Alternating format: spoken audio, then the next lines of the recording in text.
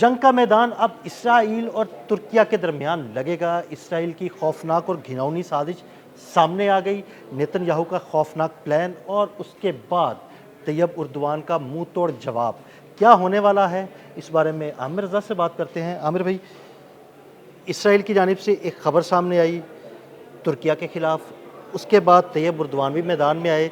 ये ख़बर क्या है, क्या प्लान है, किस तरह इसराइल इस वक्त तुर्किया के सामने आके खड़ा हो गया है और तुर्किया इसका क्या जवाब देने वाला है? देखिए, मैं ये समझता हूँ कि यहूदी जो हैं वो हमसे यानी मुसलमानों से बहुत आगे की सोच रखते हैं और उन्हें पता है कि उन्हें इस्तांबुल या कस्तूनतनिया तक जो है वो जाना है और शाम का रास्ता उन्होंने इख्तियार करना है। शाम ने पूरी जंग में जो है, और तुर्किया भी इस बात को समझता है, खासकर तैयब उर्दवान जो कि बहुत ही ज़्यादा इस्लामी नज़रियात रखते हैं या सोच रखते हैं, उनको भी पता है कि उनकी आने वाली जंग जो है किसके साथ होनी है। हुआ ये कि एक बयान आया था कि तुर्किया F-35 जो 5th जनरेशन का जहाज़ है, नेटो का रुकन होने की हैसियत से अमेरिका से लेने जा रहा है। बिल्कुल ठीक है। ये बयान आ गया। इसके बाद नेतन्याहू ने फौरी तौर पर कहा कि हम अमेरिका को ये नहीं करने देंगे कि वो तुर्किया को F-35 दे, क्योंकि इससे ख़त्ते में ताकत का तवाज़न बिगड़ जाएगा। ताकत का तवाज़न बिगड़ इसलिए जाएगा कि F-35 सिर्फ इसराइल के पास है, तो जब तुर्किया के पास भी आ जाएगा तो जनाब उसका तोड़ तो आ गया। अच्छा, उसका तोड़ है, तुर्किया के पास उसका तोड़ भी है, मैं वो भी आपको बयान करता हूँ। लेकिन इस एक बयान से तैयब उर्दवान ने जो है वो पलटा खाया है और उन्होंने इसके लिए कहा है कि हमें F-35 से भी आगे की सोच है हमारी। हम ये चाहती नहीं कि 5th जनरेशन का जहाज़ जो है, या अगर उसके पास है, इसराइल के पास है या अमेरिका के पास है, हम तो सिर्फ इसलिए लेना चाह रहे थे ताकि अमेरिका को इस वक्त F-35 के हवाले से एक बुरहान की कैफियत है। उसके ऊपर बुरहान इसलिए है कि उसके F-35 गिर गए, लॉक हो गए ईरान के साथ जंग में, उसकी मार्केट डाउन हो गई। मार्केट डाउन हो गई और F-35 के हवाले से अमेरिका जो है बहुत ज़्यादा कंसर्न भी है, क्योंकि उसका 5th जनरेशन का जहाज़ है, आगे दुनिया 6th जनरेशन तक जा रही है। तुर्किया ने ये किया है कि उसने अपना 5th जनरेशन का जो प्लान था, जिसको कान कहा जाता है, जिसमें पाकिस्तान भी हिस्सेदार है, उसके काम में तेज़ी ले आए हैं। उन्होंने इनकार कर दिया है अब अमेरिका से इंजन लेने में।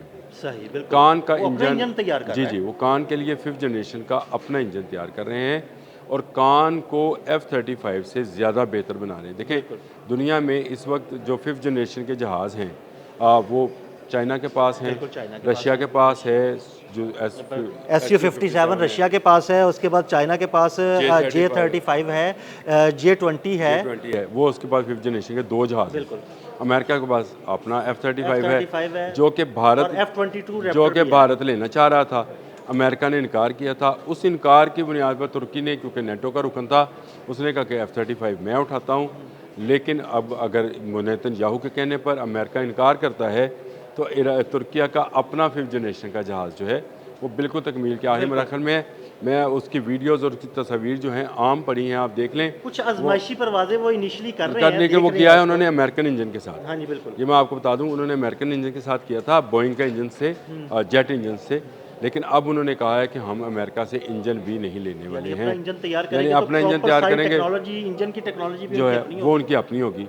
तो तुर्किया जो है उसको समझ आ गई है कि इसराइल का मुकाबला करना है मुस्तकबिल में, इसलिए उसने अपना ICBM भी टेस्ट किया है, इसलिए वो बैलिस्टिक टेक्नोलॉजी में भी चला गया।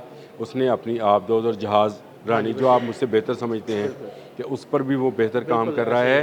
तो ये आने वाले दिनों में उसको ड्रोन्स की अहमियत का पता है, तो तुर्किया ने ड्रोन्स में बहुत ज़्यादा जो है वो तरक्की की है। खित्ते में तुर्किया के ड्रोन्स का एक ख़ास मुकाम है और हमने शुक्रिया भी अदा किया है जो अभी वज़ीर-ए-आज़म गए हैं, तो उन्होंने कहा कि तुर्किया ने जो भारत के ख़िलाफ़ जंग थी उसमें हमारी बहुत मदद की है। और आपको याद होगा कि जंग मई में जो 2025 मई में लड़ी गई थी, उसके बाद तुर्किया का बाइकआउट किया था भारत ने, बिल्कुल, कि इनके ड्रोन्स ने आकर हमें डराया है और धमकाया है और हमारी वीडियोज़ और किसी किस्म की मुआशी ताल्लुक नहीं रखना, तो उनके सेब से इनकार करेंगे। सेब की बड़ी बात सामने आई, इनके सेब नहीं खाना। तो ये तुर्किया को पता है कि आहिस्ता आहिस्ता दुनिया जो है ये 2 हिस्सों में या 2 ताकतों में तकसीम होनी है। एक है मुस्लिम ताकत, 2 ब्लॉक बनते हैं, बिल्कुल ऐसे ही है। 2 ब्लॉक्स बनेंगे, एक मुस्लिम ब्लॉक होगा और एक जो है वो बिल्कुल दजाली ब्लॉक होगा। मैं उसको यही कहूँगा, जिसमें मुतहदा अरब अमीरात चाइना मुस्लिम ब्लॉक के साथ होगा। चाइना मुस्लिम ब्लॉक के साथ होगा और हो सकता है कि रशिया भी इसी ब्लॉक के साथ हो, रशिया भी होगा और शुमाली कोरिया भी मुस्लिम शुमाली ब्लॉक के कोरिया साथ का। होगा। ये यूरोप जो है, यूरोप और ये जो मुत्तहिदा अरब अमारात है, ये जापान है, जनूबी कोरिया है, ये उस ब्लॉक में होंगे जो अमेरिका के इस वक्त भी ज़ेर निगी हैं। तो ये एक बड़ी मैं समझता हूँ डेवलपमेंट होने जा रही है। तुर्किया उसी की तैयारी कर रहा है और इस्तंबुल की या कुस्तुनतुनिया की जंग जो है उसका जिक्र है हदीसों में। मैं अक्सर इसका जिक्र इसलिए करता रहता हूँ कि लोगों को समझ आए कि ये जो इस वक्त बैनुल-अक़वामी हालात बन रहे हैं, ये उन अहादीस की रोशनी में अगर इसको रख कर देखा जाए तो आपको नज़र आएगा कि हमें बहुत पहले से बता दिया गया था कि ये पॉइंट्स आने हैं। आज देख लें नेतन्याहू का वो जो ग्रेटर इज़राइल वाला प्लान है, उसमें सब हमें बताया गया। शाम को जंग का इलाका बनना है, बताया गया। कौन से सहरा में से कितनी फ़ौज जमा होगी, 2 ब्लॉक्स बनने शुरू हो गए हैं। ये ज़रूरी नहीं है कि आज हम बात कर रहे हैं तो कल ये ब्लॉक्स बन जाएंगे, लेकिन चलते चलते चलते अभी ये बयानात में और आमने सामने आने पर बातें चल रही हैं। आप अगले चंद सालों के अंदर अंदर ही अल्लाह पाक हमें ज़िंदगी सेहत अता फरमाए तो हम बात आपको बता रहे होंगे कि फ़लाँ मुल्क फ़लाँ ब्लॉक के साथ जुड़ गया, फ़लाँ मुल्क फ़लाँ ब्लॉक के साथ जुड़ गया। ये 2 बड़े ब्लॉक बनने हैं और 2 बड़ी जंगें जो हैं मरहमतुल उज़्मा और कुबरा ये होनी हैं। इन जंगों में बेशुमार लोगों की जानें जानी हैं।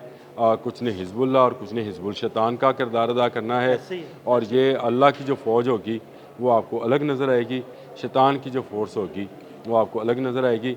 अल्लाह पाक सबको ईमान पर सलामत रखे और तुर्किया को ये हिम्मत दे कि तुर्किया अब इज़राइल को बाकायदा वार्न करे कि अगर उसने अब कोई कदम उठाया शाम की तरफ, लेबनान की तरफ या गज़ा की तरफ, तो तुर्किया उसका जवाब देगा।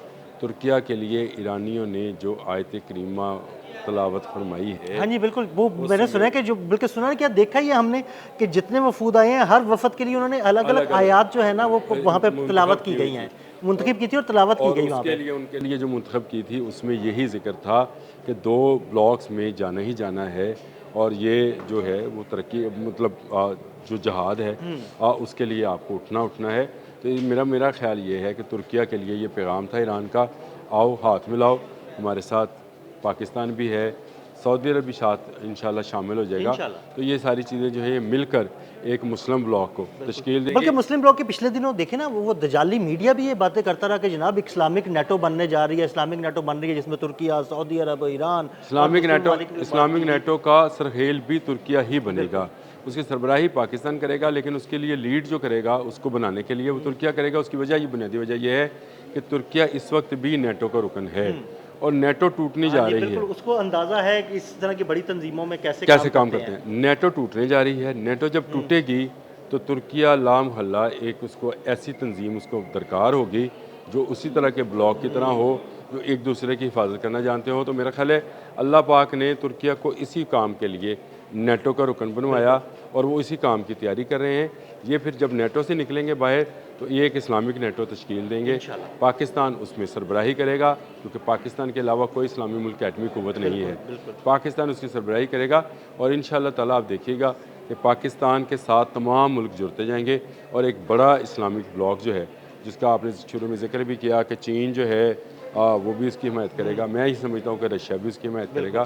तो ये एक बड़ा ब्लॉक जो है ये सामने आएगा और उसके बाद जो हिज़्बुल शैतान है जो कि अमेरिका और इज़राइल और बाकी ममालिक हैं वो आपको एक ब्लॉक की सूरत में नज़र आएंगे। तब जाकर जो है वो अहादीस जो हैं उनका मतलब लोगों को समझ आएगा कि कौन सी 80 लाख की फ़ौज होगी और कौन उनका मुकाबला करेगा, किस तरह से बाकी दजाल की आमद आएगी और किस तरह से उसको हज़रत ईसा जो हैं वो कत्ल करेंगे। ये सारी चीज़ें जो हैं आहिस्ता आहिस्ता आहिस्ता अपने मंतकी अंजाम की तरफ जा। बहुत शुक्रिया आमिर भाई ने इस सारे मामले पर बड़ी तफसील के साथ आपको बताया। मज़ीद अपडेट्स के लिए हमें फॉलो करते रहें। अदील अहमद और आमिर रज़ा को इजाज़त दीजिएगा। अल्लाह हाफ़िज़।